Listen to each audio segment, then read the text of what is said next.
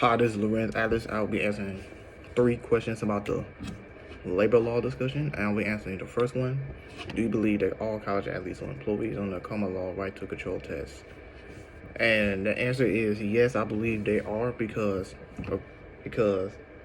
they serve under the control of a university, and the university is getting compensation for it. That includes their playing and the university is basically getting money for the athletes playing their sport, whether it's college football, baseball, basketball, or etc. So that is why they will be considered an employee under the right to control test. The second one is, should athletes be able to unionize, and what are the pros and cons? I believe they should because one, I believe they should get unionized. And what are the pros and cons? Where one pro is that they get health benefits because in case of a serious injury happening, and another one it would be they can get the money so they can pay off bills, expenses like housing and etc. So I believe they should get unionized, but the con is that some athletes may get paid more than other college athletes because of their brand. As a great example would be like a couple years ago, if this rule was to happen to Duke between Zion Williamson and R.J. Barrett, who was his teammate at college, I would expect that Zion would get paid more because he was the star there. He was the best player there.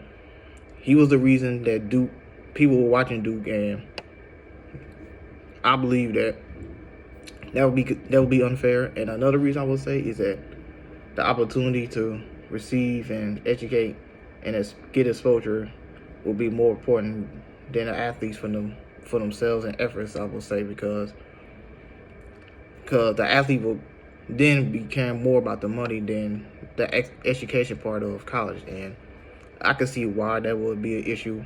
So, and the last question I will be answering is, why do professional athletes want to limit the length of a sports season? And what motivates a team owner to negotiate for the greatest number of games? And what is the best way to reach this agreement?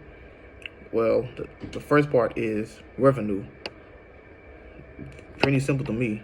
The more games are played, the more dollars again added to the revenue of the owners.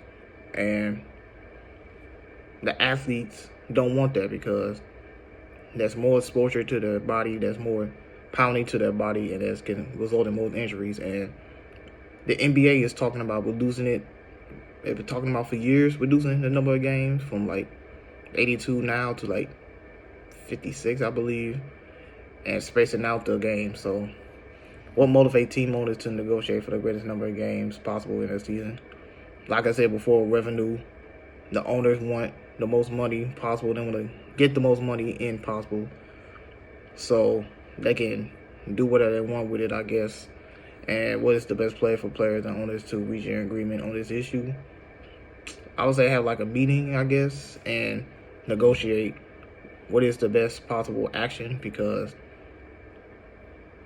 the owners care about the money, but the players care about their well-being. So you gotta make sure that both are exclusively agreed upon to make sure that the owners are getting enough money, but the players are getting the benefits of the reduced games and resting and stuff. So I would say have a meeting and have a little talk about reducing the games as much as possible. And I want to thank you for this discussion.